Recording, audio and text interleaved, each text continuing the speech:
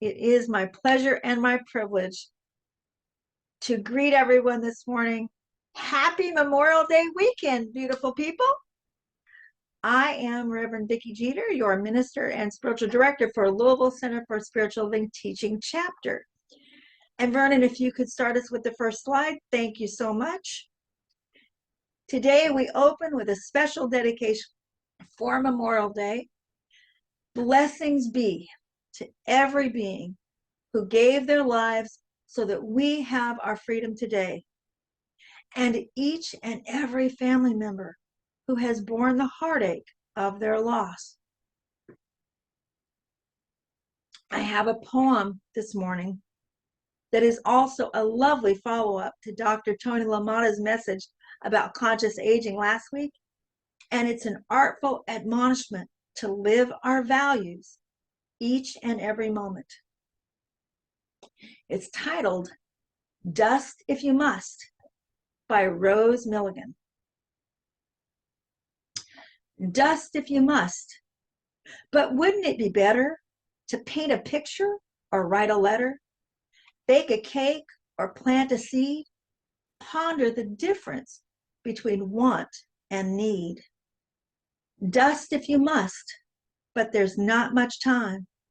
The rivers to swim and mountains to climb, music to hear and books to read, friends to cherish and life to lead. Dust if you must, but the world's out there, with the sun in your eyes and the wind in your hair, a flutter of snow, a shower of rain. This day will not come around again. Dust if you must, but bear in mind, our old age will come, and it's not so kind.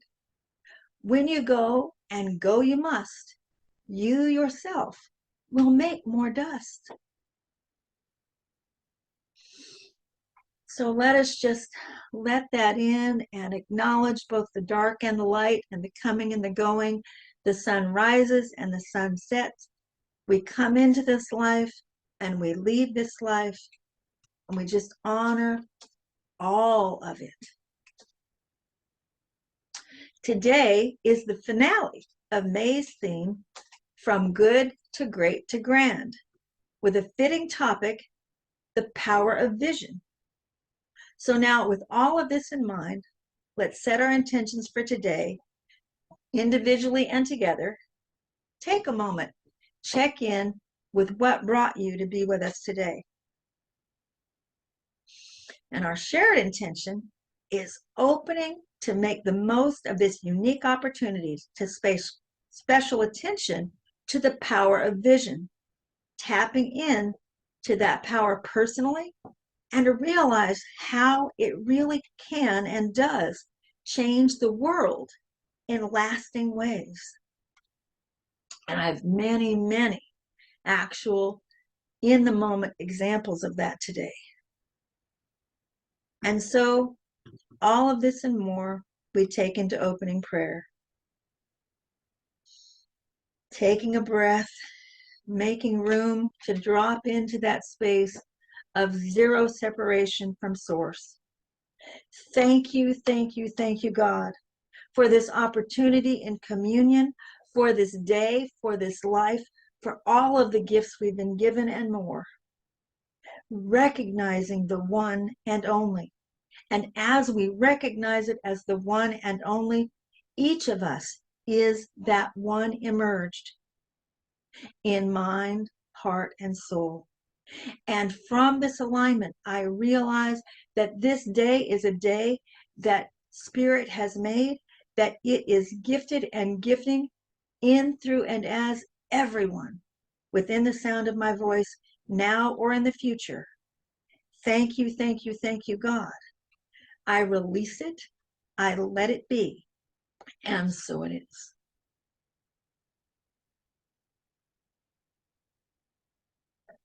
And so we do welcome you to Louisville Center for Spiritual Living Teaching Chapter, whether you're here with us this morning for the first time, or if you're watching us on YouTube.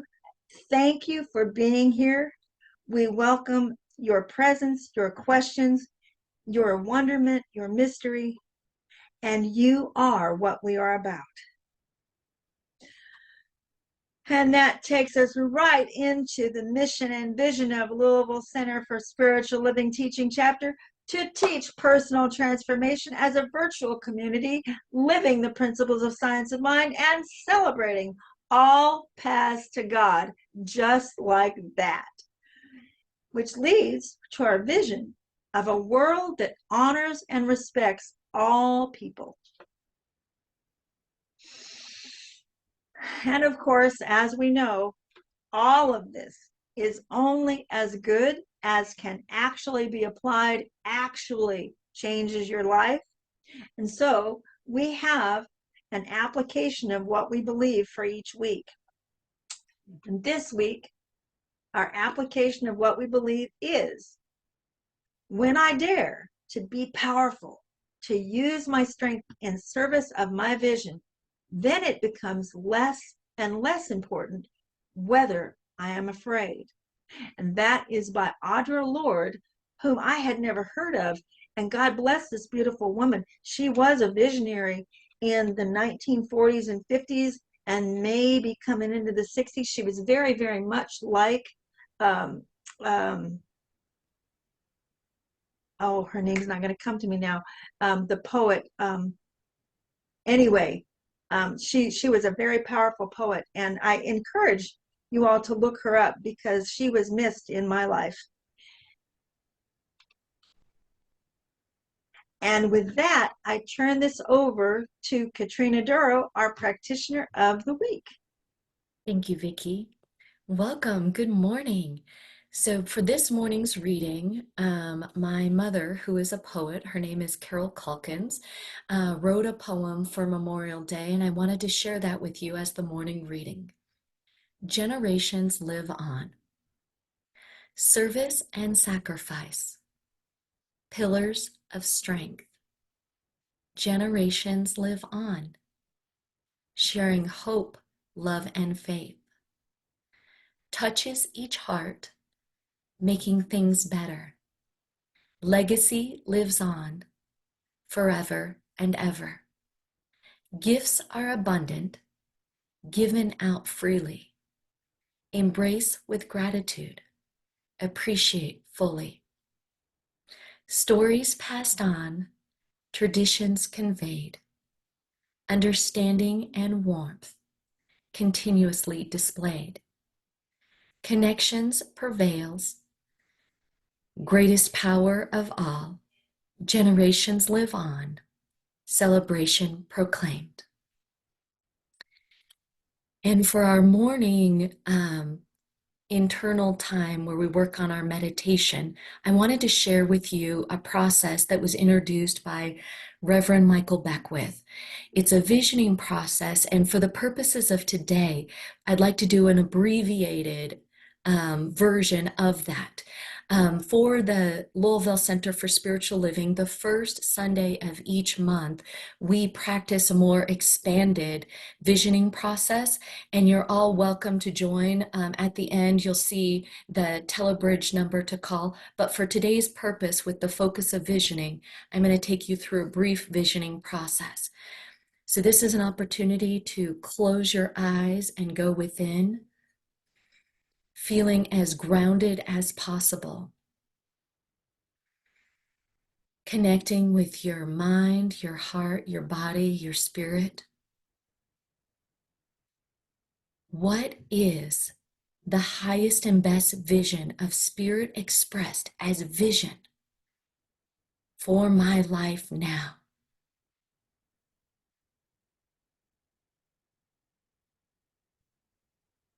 What does it look like, sound like, feel like?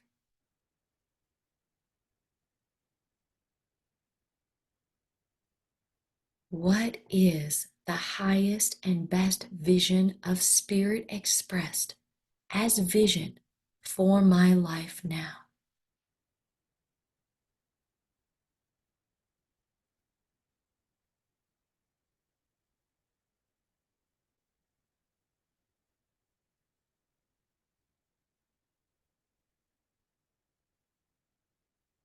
What is it that I need to let go of or release to experience Spirit's vision for my life now.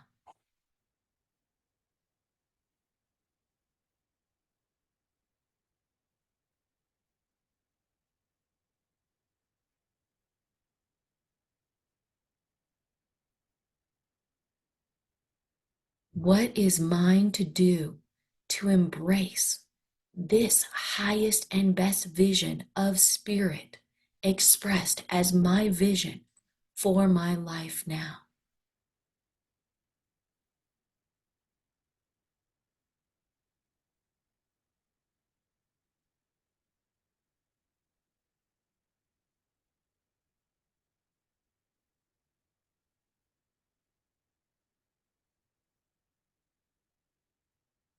Truly feeling and seeing and hearing what this highest and best vision of Spirit expressed now for me. What does that feel like, look like, sound like? And is there anything else I need to know?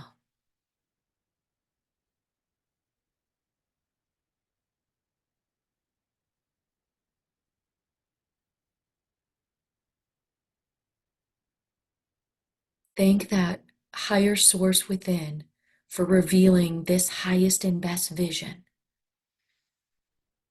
And when you're ready, open your eyes. And so it is. Our inspirational video for today is a visionary of Walt Disney.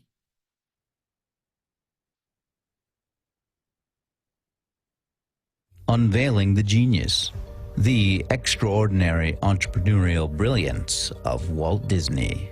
Hello and welcome to our channel, where we celebrate the brilliance of visionary entrepreneurs. Today we delve into the extraordinary world of Walt Disney, an entrepreneur whose name has become synonymous with imagination, creativity, and unparalleled success. Join us as we embark on a captivating exploration of why Walt Disney is hailed as a genius entrepreneur. Get ready to be inspired. Walt Disney's entrepreneurial journey began with a mouse. In 1928, he introduced the world to Mickey Mouse, a character that would go on to capture the hearts of millions. But it was more than just a cartoon character. Walt Disney had a grand vision in mind. Walt Disney once said, "I dream. I test my dreams against my beliefs. I dare to take risks, and I execute my vision to make those dreams come true." From the early days of animation, Walt Disney's passion for storytelling and innovation was evident. He constantly pushed the boundaries, introducing synchronized sound in Steamboat Willie, the first ever Mickey Mouse cartoon, and later experimenting with Technicolor in films like Snow White and the Seven Dwarfs. Walt Disney believed in the power of storytelling and its ability to transport audiences to magical worlds. He once said, "I believe in being an innovator." Walt Disney's entrepreneurial genius truly took flight when he brought his visions to life in the form of Disneyland. In 1955, he opened the doors to the world's first ever theme park, revolutionizing the entertainment industry. Walt Disney envisioned Disneyland as a place where families could come together and experience joy, wonder, and adventure. He once said, "Disneyland will never be completed. It will continue to grow as long as there is imagination left in the world." Beyond animation and theme parks, Walt Disney's entrepreneurial spirit led him to explore new horizons. He ventured into television with shows like The Mickey Mouse Club and The Wonderful World of Disney, effectively leveraging the power of the medium to reach a wider audience. Walt Disney understood the importance of adapting and embracing new technologies. He once said, "We keep moving forward, opening new doors, and doing new things, because we're curious, and curiosity keeps leading us down new paths." Today, the Disney brand is a global phenomenon, encompassing films, television, merchandise, theme parks, and more. Walt Disney's legacy is evident in the joy and happiness experienced by people of all ages around the world. Walt Disney's entrepreneurial genius lies not only in his creative vision, but also in his ability to build a brand that resonates with people across generations. He once said, "You can design and create and build the most wonderful place in the world, but it takes people to make the dream a reality." Walt Disney's impact as an entrepreneur extends far beyond his lifetime. His ability to dream big, take risks, and execute his vision has inspired countless entrepreneurs and creators to follow their passions and make their own dreams come true. Walt Disney's relentless pursuit of excellence and unwavering dedication to storytelling continue to shape the entertainment industry. He once said, "If you can dream it, you can do it." As we conclude our exploration of Walt Disney's entrepreneurial brilliance, let us remember that his legacy serves as a reminder that innovation, imagination, and the courage to chase one's dreams can lead to extraordinary achievements.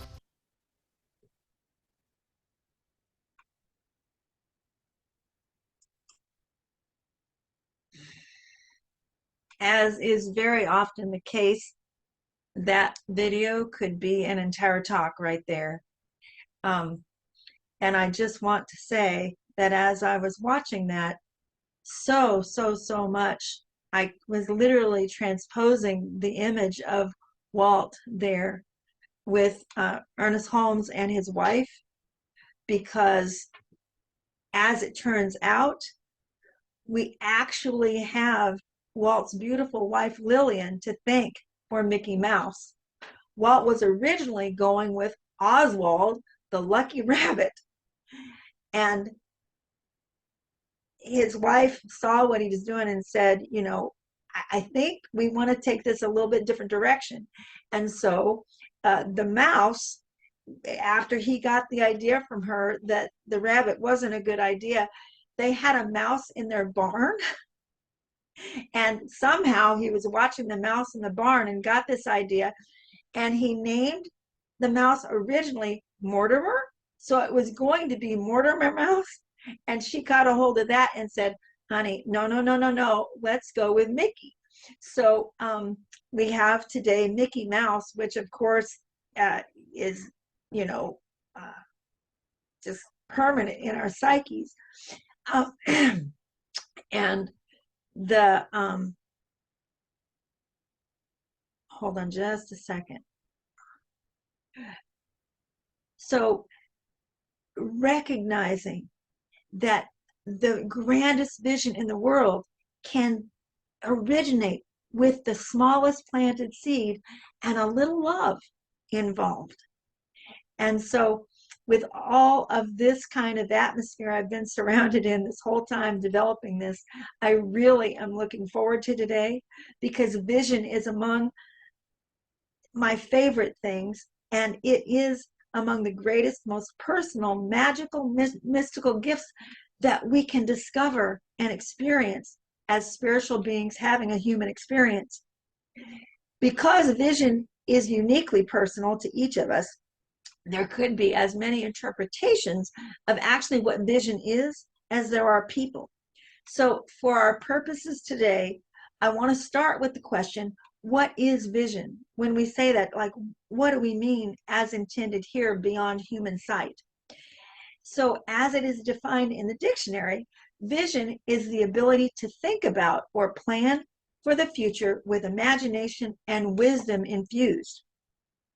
Now, this definition certainly encompasses also the level of spiritual vision, the difference being that at the level of spiritual vision, the nature of spiritual vision is intuitive, which is to say, conviction about spiritual vision is not dependent upon being validated through experiences that we have in form. It's a place of believing before we see. And with this in mind, considering what went on for Walt Disney as the example, we all know that Walt Disney is probably among the greatest and the most accomplished visionaries of our time. So does that mean that our personal visions don't measure up, because how many of us are going to be like the originator of Disneyland? I mean, it could happen. Absolutely, it could happen. One person that we know that has done that within CSL is certainly Dr. Michael Beckwith. You know, when he began, just like so many ministers, it was two people across a table, you know, and whether or not he knew exactly how agape would, blossom out, we'd have to ask him that. But most certainly, nothing was assured for him either when he started across that table. And it was actually, I know I've heard him say this, that when he started his ministry, he didn't even know yet he was going to come up with a visioning process. And so, absolutely no, it's not about the idea that you have to, be thinking you're going to come up with this grand thing. One universal truth to take away from this is that living your vision happens daily. In each step you take, from the very smallest, simplest maintenance step to the biggest, most transformative steps that come along the way, and the countless steps it takes to actually get there. And so, as this video of his legacy points out, the fulfillment of vision, making it a reality, takes people. And that means relationships with many people. And how it is that vision can transform our perceptions and fulfillment of potential for humanity, one vision at a time. And so that is part of my intention for this message today. And one of the things that I want to make sure comes out for this part about how it takes people is recognizing that, first of all, absolutely it takes a village, which we're going to visit some more a little bit later in this talk.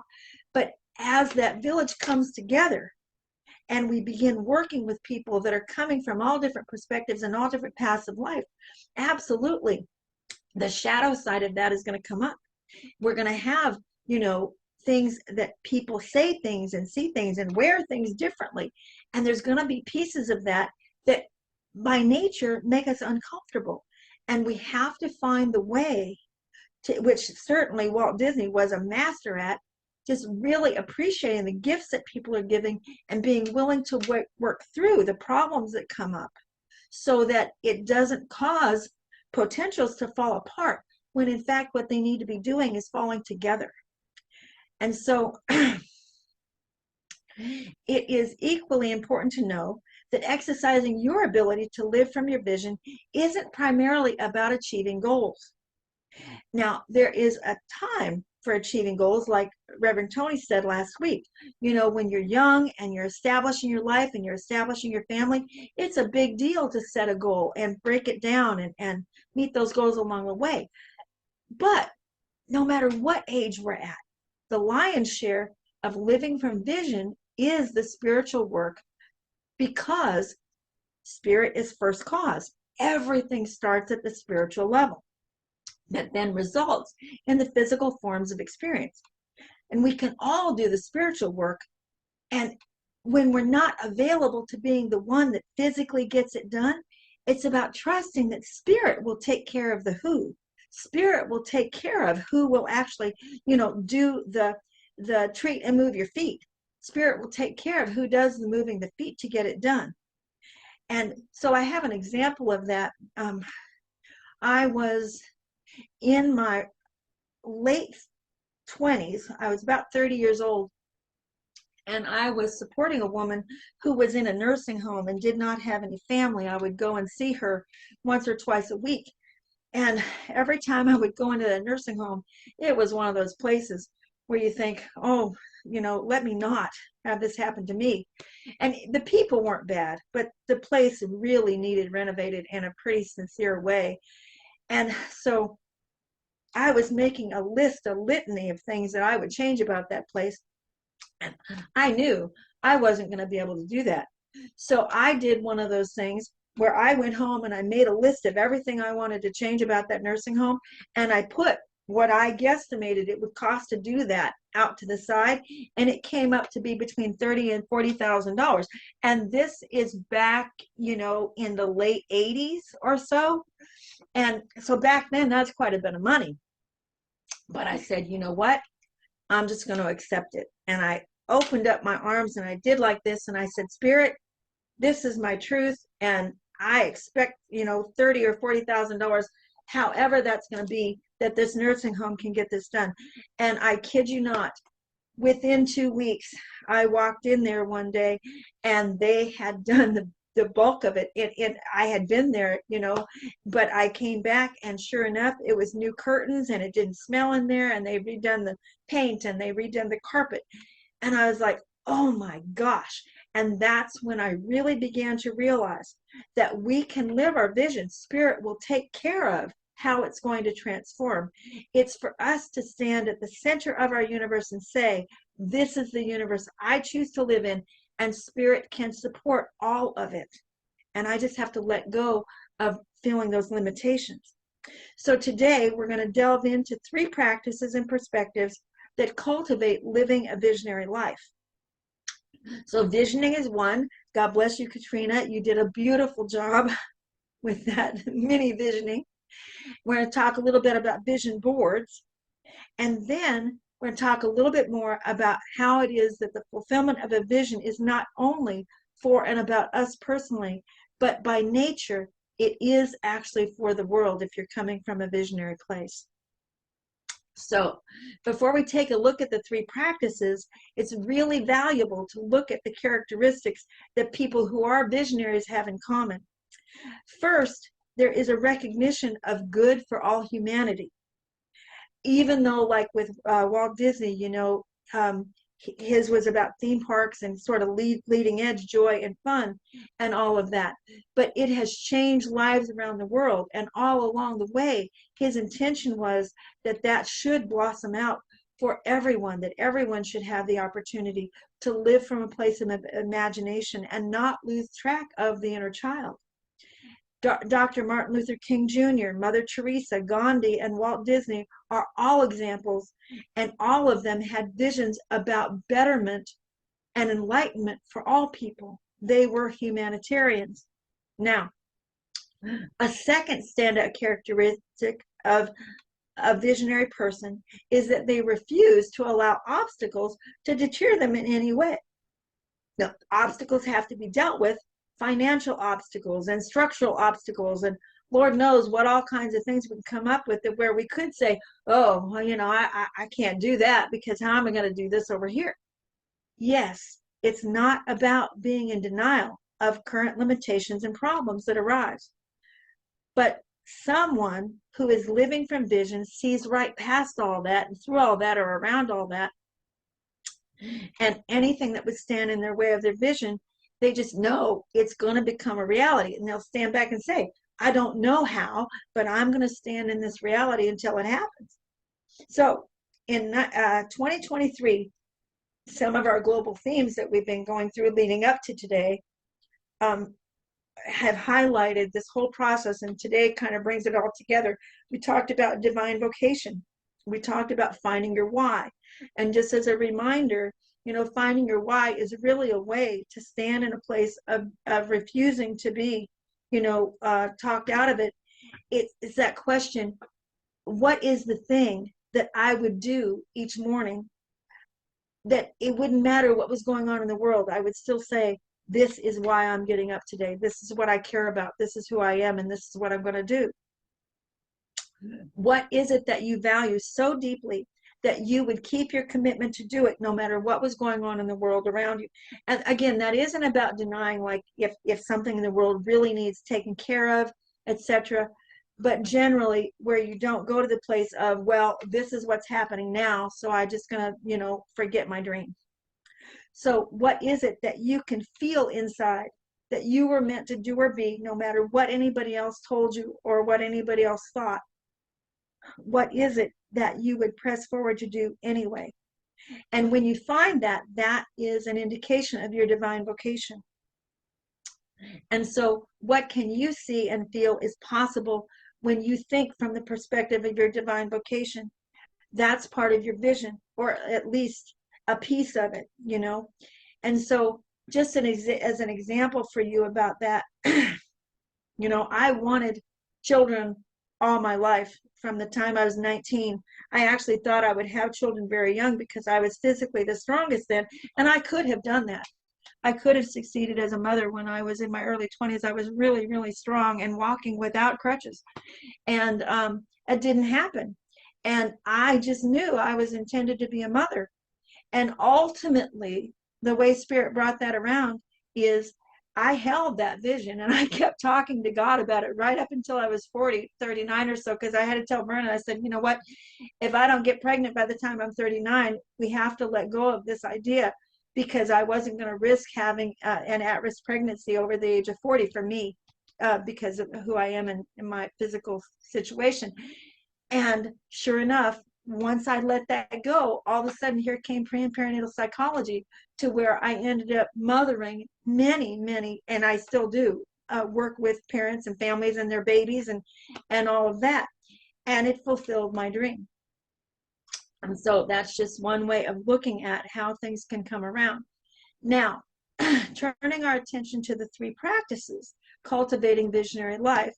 The first two, visioning and creating vision boards, it sounds like the same thing, and they're very often confused when really they're very different, but they work together. And visioning and vision boards work together very much in the same way that meditation and treatment do. So we know meditation is like listening to God, and treatment is where then we declare what we prefer to have in our lives. And visioning and vision boards, visioning is very much a guided meditative process. We are surrendering and just listening for Spirit's input. And then when we do the vision board, a vision board is like doing a treatment, only we do it in pictures rather than in words. And so in treatment and affirmative prayer, we declare and accept what we need or choose, and by those descriptions included, that express what it would feel like in experience. And so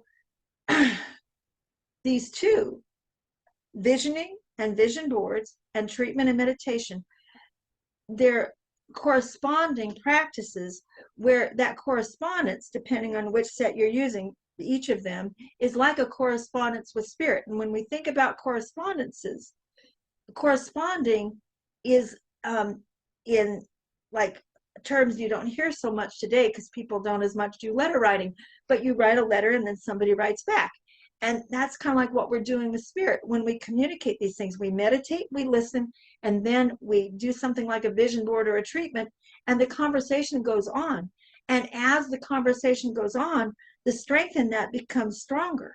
And the more we do it, the stronger it gets. And this is part of how you cultivate the field around you that supports the idea that you can tap into your visionary self and trust it, and realize that you're tapping into that which is universal, that can then impact the world universally. So if you have ever had a demonstration that manifests something you desired, you have tapped into your visionary self. The key to living from that vision is to not stop, to make your visionary practices part of your everyday life.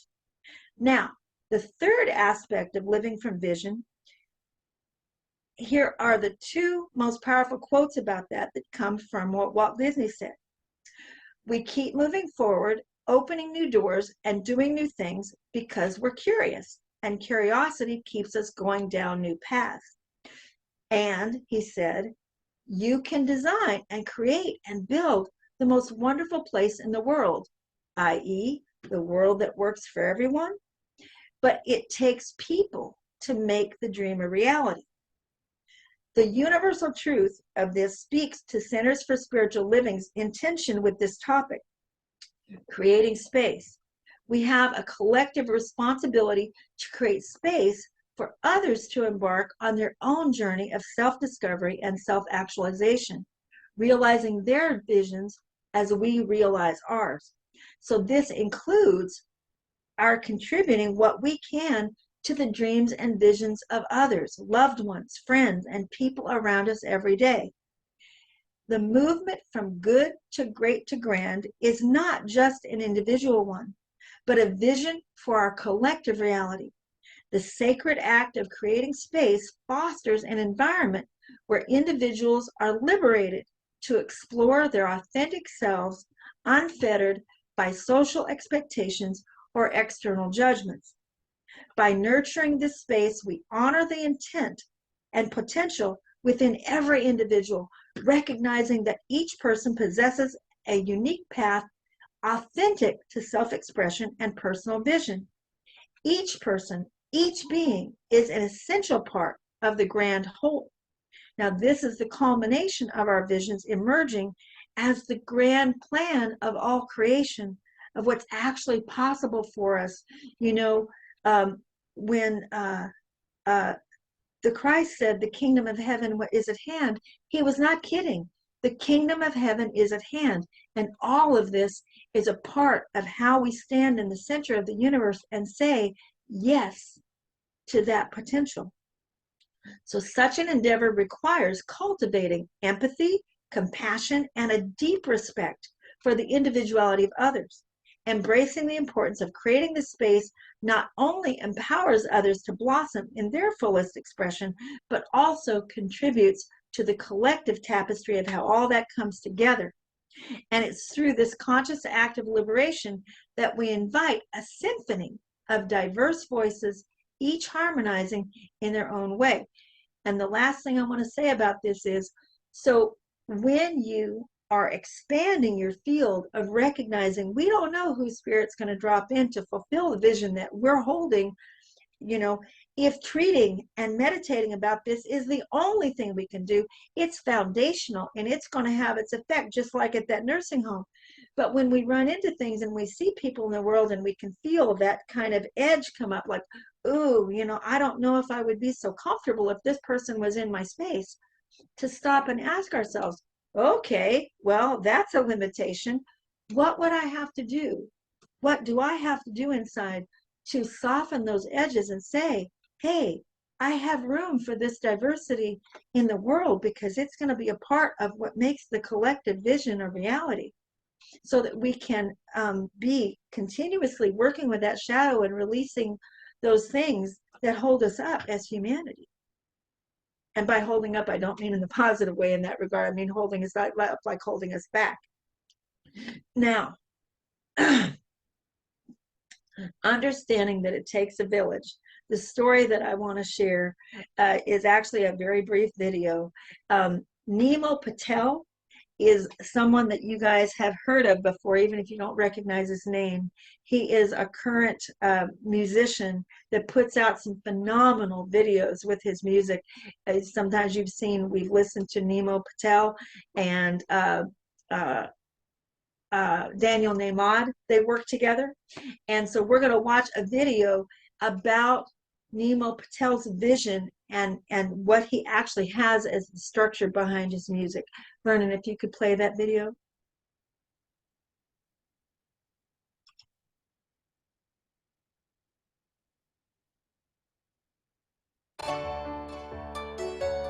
I really love this concept that we come to this world empty-handed and we leave empty-handed.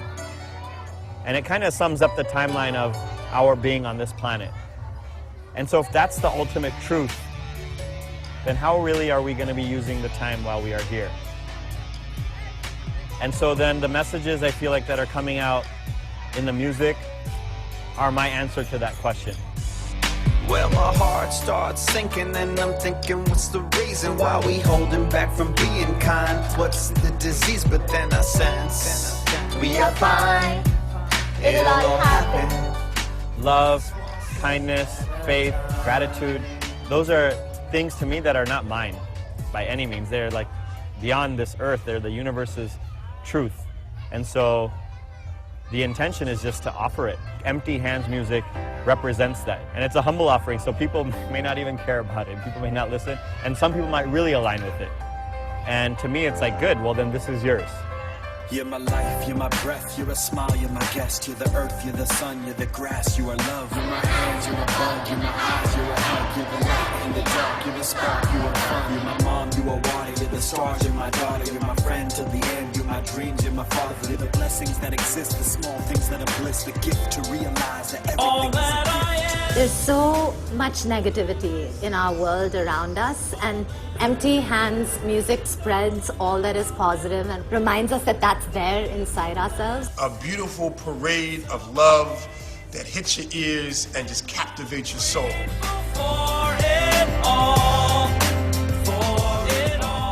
So many people have responded with so much positive energy saying your words and your songs really mean a lot to me.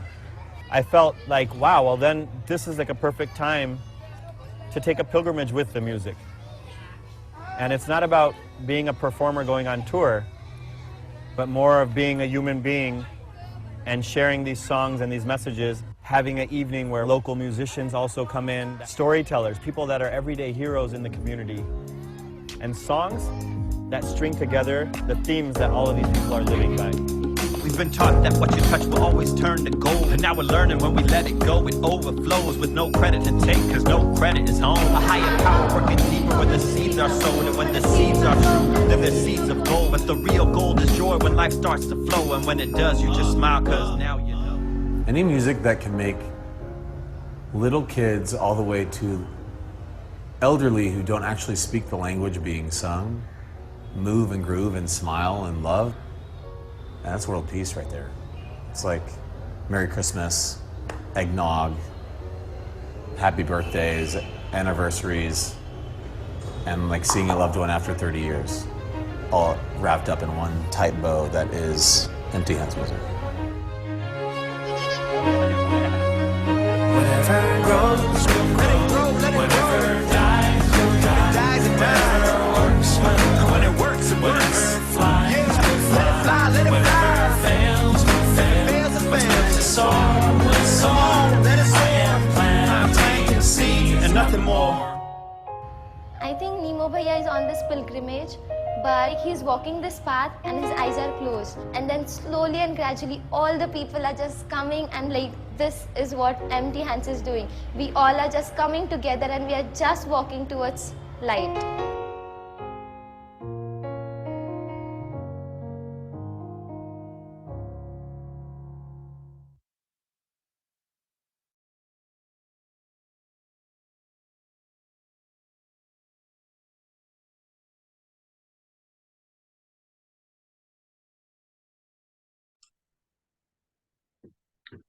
So just taking that minute to really just be with what has been. As we begin to create brave and safe spaces for the self-actualization of others, it is important to understand words are not enough. It is through our consciousness and actions, both seen and unseen, that we create transformative spaces for others to embrace their true selves, as are we. We are called to actively participate with empathy, compassion, and acceptance, passionately engaging in the dismantling of societal barriers and limitations, allowing our own authenticity and integrity to guide us in cultivating an environment where everyone feels seen, heard, and celebrated. In our private moments, we remember our thoughts, beliefs, and actions directly impact the shaping of our shared experience in the world. By living our truth, embracing self-expression, and creating space for others to do the same, we become beacons of empowerment, catalysts for change, and creators of the world where authenticity is the norm and everyone is given the opportunity to thrive. Together, we can forge a path towards a world where everyone can unapologetically be themselves and contribute to a more vibrant, compassionate, and interconnected life. And as I did, I think the last time that I was a speaker, I do credit Reverend Ryan Alexander with that quote, and that's why some of the words that unapologetically, I was quoting something that he left us. And so with that, we take this into prayer. Wherever this has brought you to, trusting the process, trusting those little baubles, trusting the gray that isn't quite all light or all dark, that place where so many questions arrive, that place where we do have to practice being perfect imperfectionists. God bless Scott for bringing us that, because having that courage to stretch our boundaries internally or externally, it does take courage, and it does take trusting that we can find ways to accept our imperfections, and thusly have more room to accept what we see as imperfections in others while we're on our way to finding our genius. Thank you, thank you, thank you, God, for all of this and more, recognized and unified and embodied, aligned in the truth that sets us free. I trust that there has been a giving and receiving this day, that everything has been leveraged to the next level for each person within the sound of my voice, and for Louisville Center for Spiritual Living as a thriving community and light on the planet. Thank you, God. I release it, I let it be, and so it is.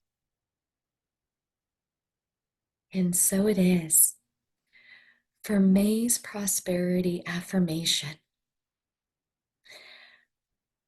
I sprinkle ideas of prosperity into self-love within and watch with amazement as my financial health flourishes. I'd first like to acknowledge all of the time, energy, and resources that have been contributed to the Louisville Center for Spiritual Living, and let you know that there are multiple ways to contribute to the community and share your unexpected income or tithing. And the first is in the chat. You will have ways to do it both digitally and also utilizing our P.O. Box. It's P.O. Box 43958, Louisville, Kentucky, 40253, if you wanted to mail a check. And as we state this one more time, I sprinkle ideas of prosperity into self-love within and watch with amazement as my financial health flourishes. And I pass this love and blessing and gratitude to Vicki as she will be blessing the offering on this day. And I take up this word seamlessly, knowing that the work has already been done through the melodic voice of Katrina Duro. So, so grateful. Just knowing that there really isn't anything more to do, but trusting what has already been done. And so thank you, thank you, thank you, Presence of Life, for all of this and more. I let it be. And so it is. And so it is. So for our announcements today, so you got a tiny little mini visioning. It's like the appetizer. And on Saturday, the first of the month, or the first Saturday of the month, you get to have the entree and the dessert and all of the courses that lead you into a divine visioning. So please join us. I am there most every month, and every month I find a strengthening, a deepening, and expanding of myself by practicing this visioning process. It is through our Telebridge. The telephone number is on the screen, and join us on June 1st at 10 a.m. Eastern Standard Time. It lasts about 45 to 55 minutes, and it is a magical experience that I hope to see you there, hear you there. Our guest speaker next week is Dr. Tracy Brown, and she is a practitioner. She will be speaking on Holy Boldness, Sacred Audacity. Look forward to seeing you here on this Zoom link to celebrate with us the message that she has to share. And our first Wednesday spiritual connection is going to be presented by the amazing students of the Art and Science of Spiritual Mind Treatment class. They will present their final presentation with the personal growth that they gained by participating in 8 weeks of class with Reverend Vicky and practitioner Tammy. It was a magical time, and I so enjoyed it, and we look forward to seeing the presentations of these students and sharing it with our community. Please join us Wednesday, June 5th from 7 p.m. to 8:30 p.m. Eastern Standard Time. And before we go to the next announcement, Katrina, you did a beautiful job with that. The only thing I failed to make a little marker. Recently, I don't remember which week it was specifically now, but I had suggested to you all that First Wednesdays was being moved back to Tuesday. It was for last month because class has been on Wednesday, but as the weeks of that class have unfolded, this First Wednesday will be on Wednesday. So anybody who remembered my saying anything about Tuesday, just put that out of your mind. This is actually what's happening.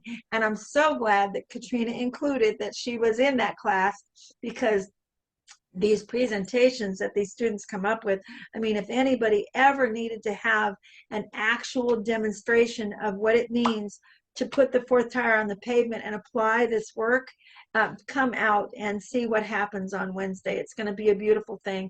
Thank you, Katrina. My pleasure. So our community is doing a unexpected income, and what that is where we focus on spiritual mind treatment, and as a magnet we attract this income into our experience, and we share that with our community through tithing. So our goal is $5,000 of unexpected income, and so far, as you can see, $2,250 has been attracted as an unexpected initiative. So that's the money that's coming to you guys, to individuals. People in our community cumulatively have gotten that amount of unexpected income in their lives.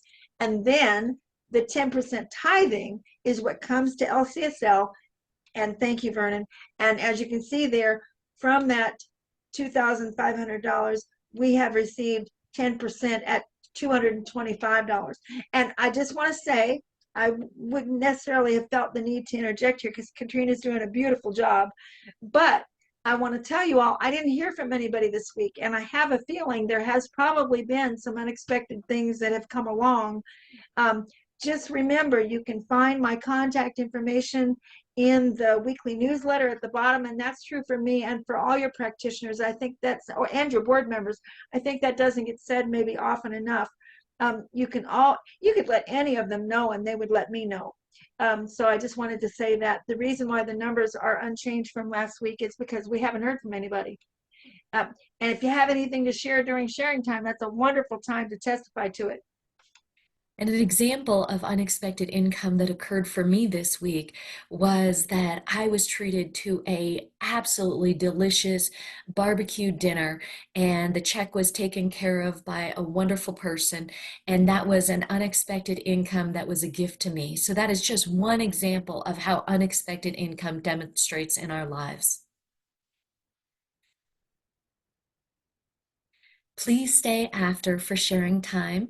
The sharing time occurs after the benediction, and I am available all this week for prayer for the community. So please stay after if you'd like prayer today. And one of the things that we hold so dear in this community is the recognition of the master role model of self-love, which is demonstrated in this photo, and knowing for ourselves and knowing for each of you, you are magnificent. Our closing song is by Nemo Patel and Daniel Namat, and it is called Superhero. It's from Empty Hands Music. Please enjoy.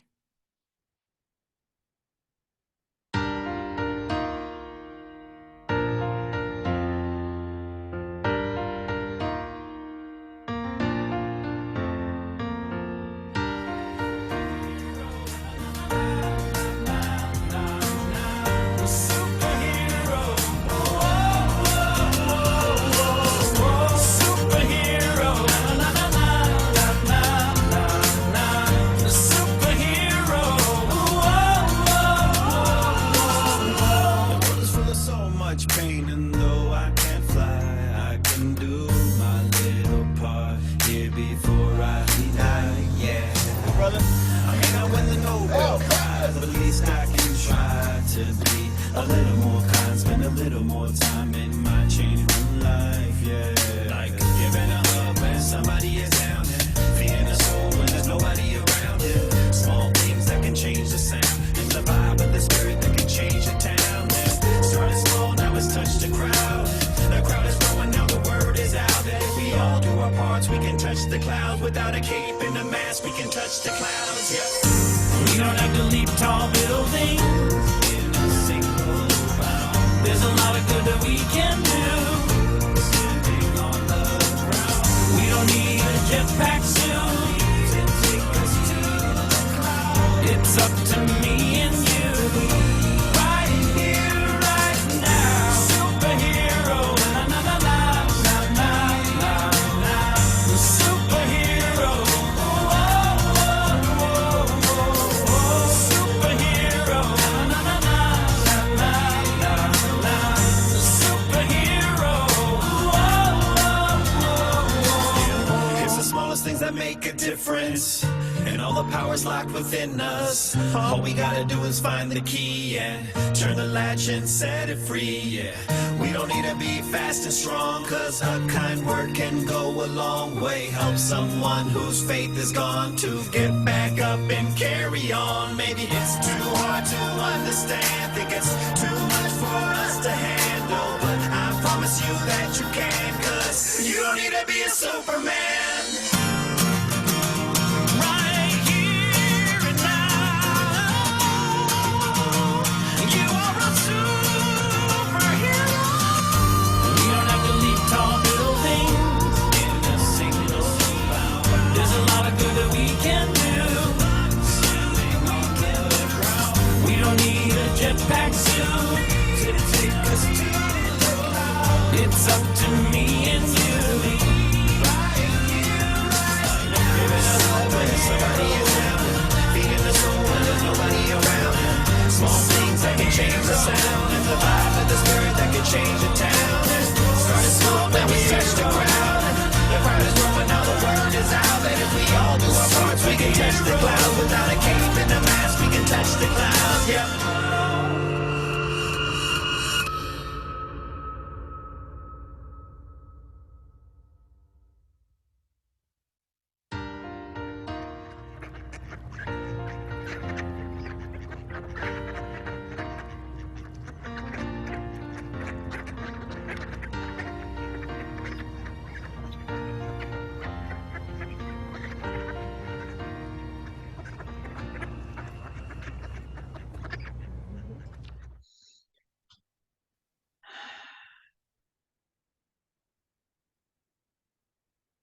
Taking a breath, shifting into sharing the benediction of all this wonderfulness.